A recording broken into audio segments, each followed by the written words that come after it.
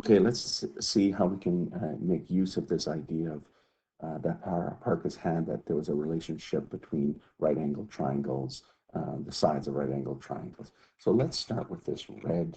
Um, let's just start with this red um, triangle. And let's say that here, I've got it marked here. The red triangle is 45 degrees. So that means that the tangent is 1. What does that mean?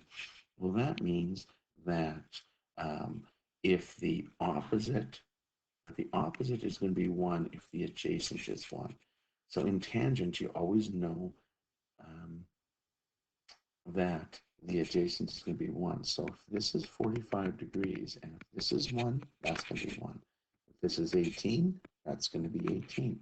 If this is 118, if it's 11.8, then this one will be 11.8.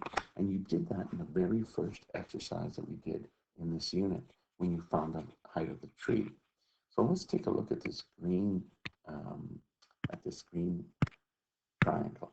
For the green triangle, let's say it's 60 degrees. And the relationship, the tan relationship, is 1.7326. Now that means that if the adjacent is 1, this is going to be 1.7321 rather, times as big. So it makes sense. That's almost twice as big, and this side does look, this opposite side does look almost twice as big as the adjacent side. Cool. This is the angle in question, and we're saying that this is 60 degrees. All right. So if this would become 10, what would this become? Well, it would become 10 times bigger. It would become 17.321. And if this would become 20, if this would become 20, this would become twice as big as this, which would be 34.642. And there would always be that relationship. All right, let's check out the blue triangle. So in the blue triangle, it says it's 20 degrees. Okay, so 20 degrees, we know the relationship is 0.3640. So that means that this is 0.3640 if this is 1. That's for every single triangle that's 20 degrees, right angle triangle that's 20 degrees. Okay, so if this becomes 2, how big does this become? Well, it becomes 2 groups of this, so it'll become 72.7280. And if this became 20, this would become 10 times as um, this would become 10 times as big as this. And so this would become 7.280.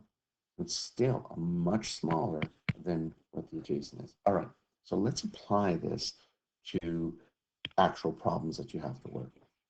Let's consider this one here. Let's consider this angle here. And so I measured this angle previously, and I found out that it was 56 degrees. So it's 56 degrees. And its relationship, its tan relationship is 1.4826. So we know that the tan of 56 is equal to the opposite over the adjacent. Oh, well, I need to know what my opposite, my adjacent is. We know that that's the 9 degrees. This is the longest side in a right angle triangle, so it's the hypotenuse. This is the one that's the adjacent because it's beside the angle. This side is opposite wall of the angle. Right, so what if I know my adjacent is 12 meters, but I do not know what my hypotenuse is? Let's see if we can use tan for this. We know that tan, there's going to be a relationship. Hipparchus told us that the relationship is 1.4826. We can put a 1 underneath it because if the adjacent is 1, the opposite is going to be 1.4826. It makes sense because this opposite is much longer than the adjacent. Now, our adjacent isn't 1. Hipparchus had used a triangle where the adjacent is 1, but our adjacent is 12. So Park is adjacent with 1 and ours becomes 12. So we want to know, what is the opposite going to become? Well, notice that the 1 became 12 times bigger. So this is probably going to be 12 times bigger. Well, how do we do this? Remember how we did this in the beginning of the year? We have a relationship that looks like this, and I'm just going to rewrite it just so that it's easier to see. Equals opposite over 12. And what we did in the beginning of the year, we said we want to know what the opposite is, but we got to get rid of the 12. So what we did was we multiplied both sides by 12. 12 goes into multiplying by 12 and dividing by 12 cancels. What's left on the side is the opposite. So what does the opposite equal? The opposite equals 12 times 1.48. 12 times 1.4826 divided by 1. I just made an arrow. 12 times 1.4826 equals 17.79. 17.79. So if my opposite is 12, my adjacent is going to be 17.79. Again, that makes sense because it is longer than the adjacent. Let's try it again on the next triangle. So that I did measure the next triangle, and in the next triangle, I found out that it was 15 degrees. And so if I look at the tangent and I find out where 15 degrees is, they meet right here. So there's a relationship of 2.26. Okay, now that's smaller. Notice that this relationship was bigger than 1. The opposite side was bigger than the adjacent. This relationship, it's using a decimal. That's because the opposite side is much smaller than the adjacent. So it uses a decimal number.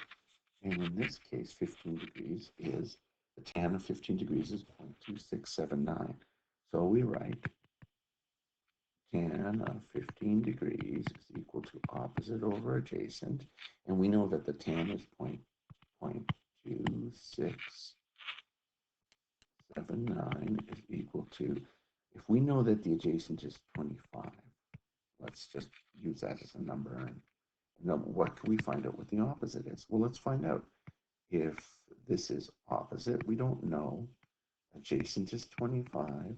Now, do you remember how to solve that? That's right. Let's multiply both sides by 25.